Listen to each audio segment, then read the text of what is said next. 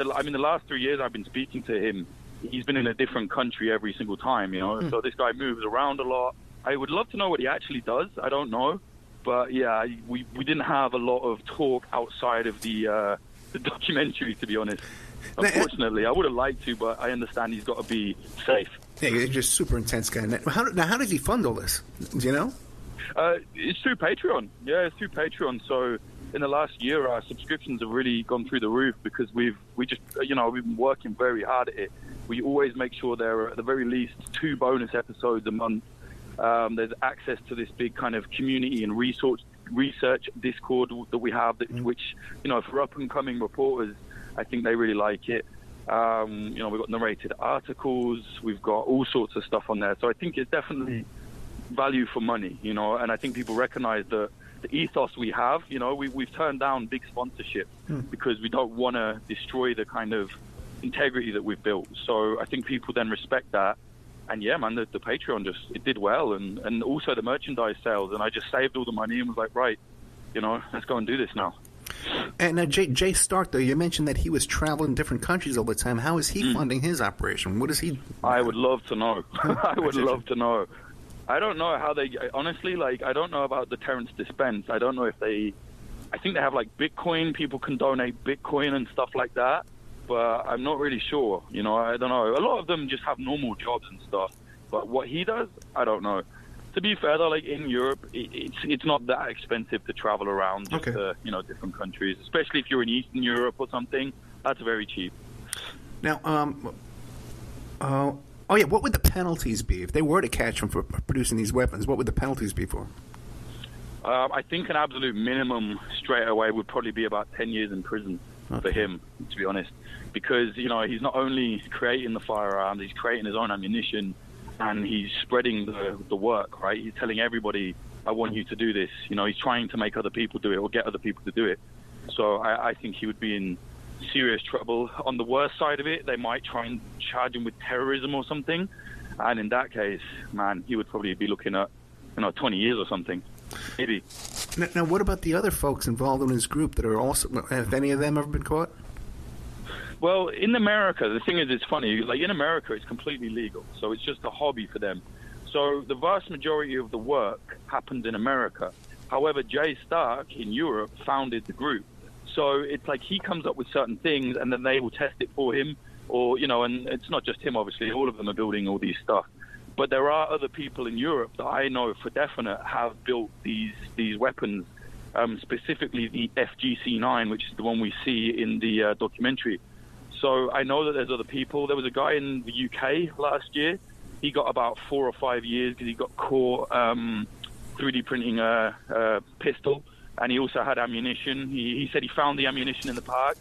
So obviously he bought some of that. But yeah, so he got about 3 or 4 years, I think. That's a good question. I've done some reloading ammunition when I was a kid. Yeah. Now.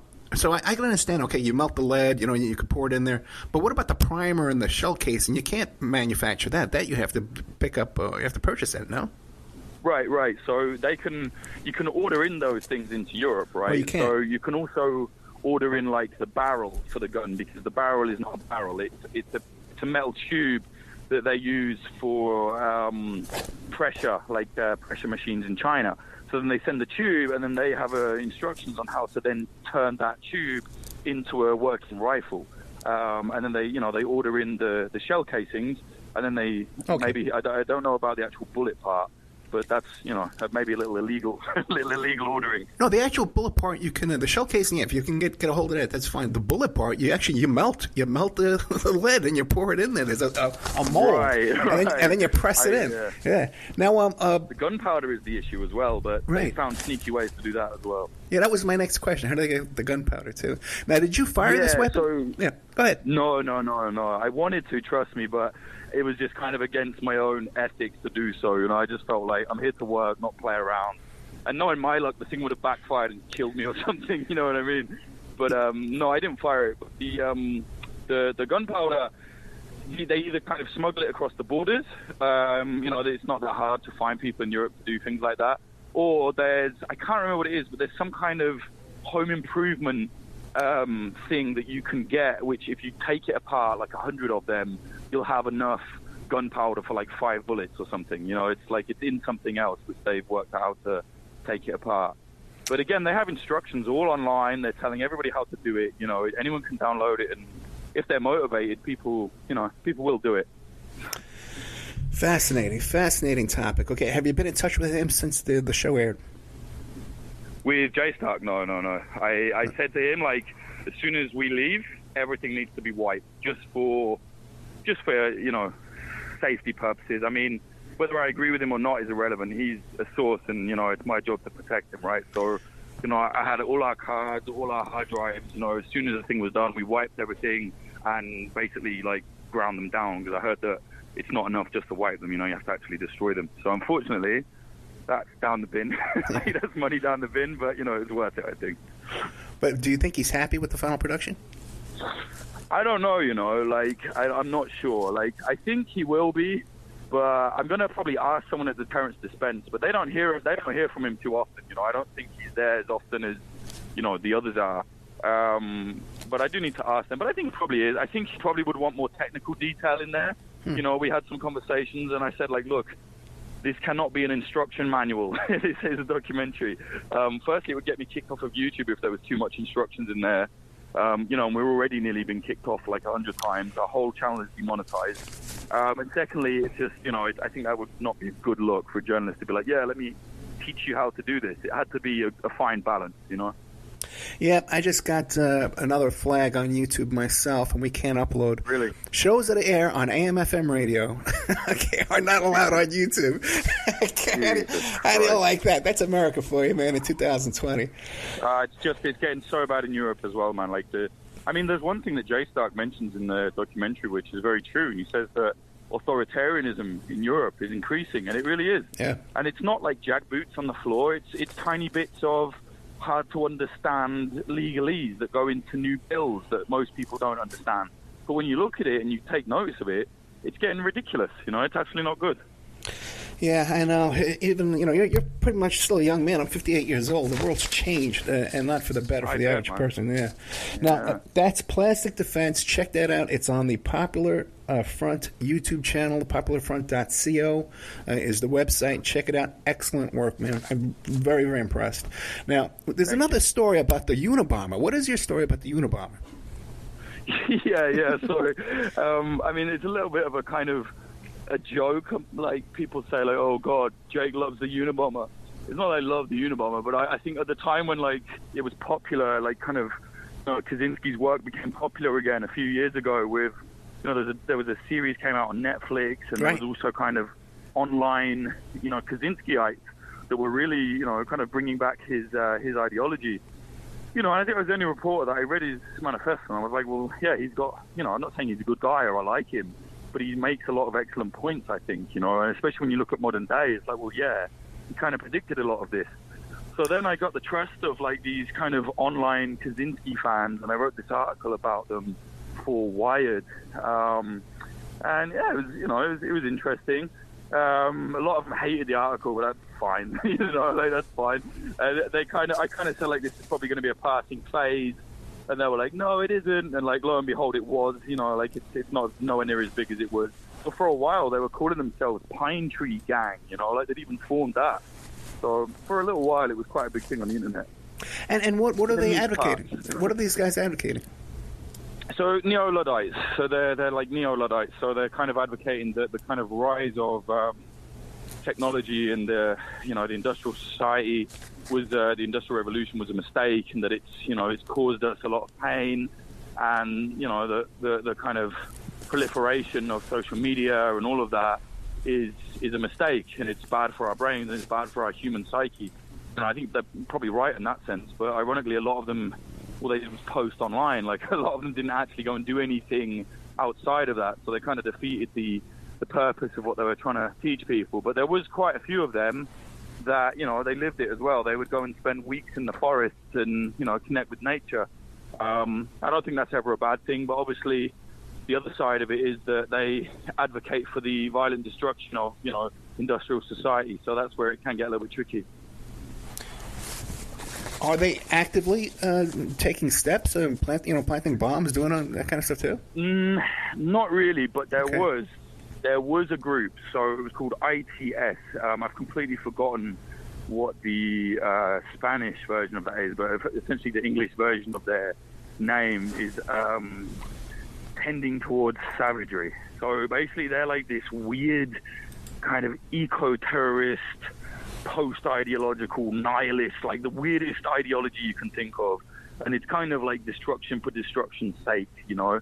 They want to go back to caveman vibes almost. Wow. And honestly, they did a few attacks, like in Mexico is where they started.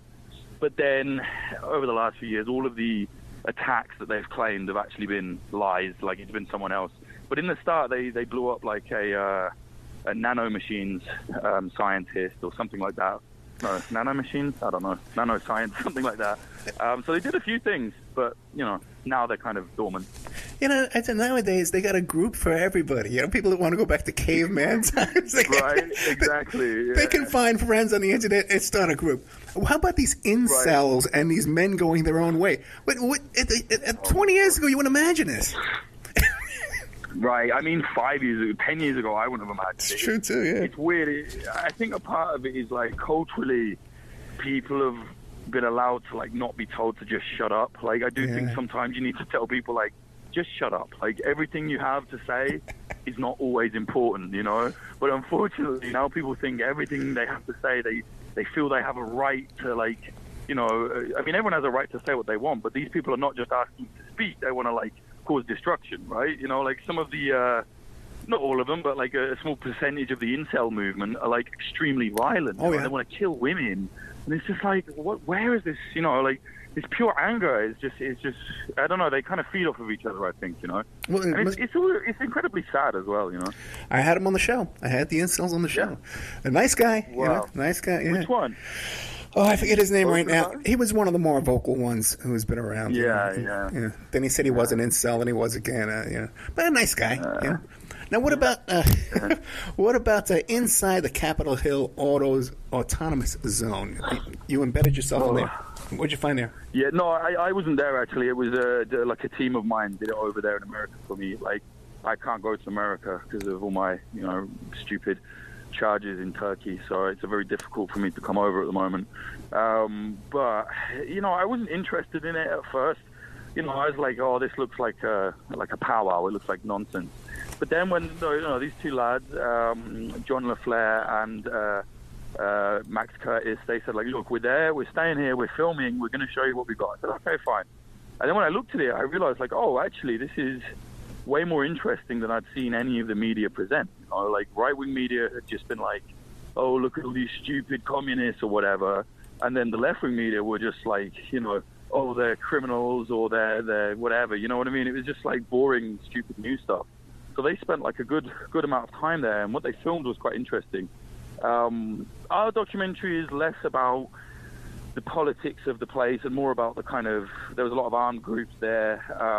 And then there's also the element of like, you know, black people there that are from there saying like, yeah, we appreciate it, but you need to let us speak a little bit more. It's all well and good with a load of like, you know, white socialists or anarchists turned up. But it's like some of them, I think, lost track of what they were trying to bring attention to, which, you know, it's interesting. I think it brings some attention to it. Now, did your team, did they find that this was an organic movement, or did they think it was controlled from the outside? It was definitely organic, but it was also, the problem, it became controlled from the inside, actually. You know, like, the problem was you would get, like, this group or that group would then turn up, and they'd be like, oh, no, we have this part of the area now, we run this part, you can't come in here. And it's like, wow, aren't you doing exactly what you said you were against? You know, like, the irony of, like, anarchists turning up somewhere. And, you know, and I'm very interested in anarchism. I'm nothing against anarchists, but, like, a lot of them, I think, were very confused, you know, and they would turn up somewhere and start acting like the cops. And then they're saying, like, you know, abolish the cops. It's like, well, I think a lot of them understood or got taught a lesson that you do have to police a situation. That doesn't mean you have to have the thin blue line and what we have as policing now. But I think they realize, like, you know, for people to be safe and free, you do need some policing, you know what I mean? So that very quickly devolved into I mean, there was gangs getting involved, and there was, I think, 3 people got killed. Like, it just became a terrible mess. And honestly, like, I think that was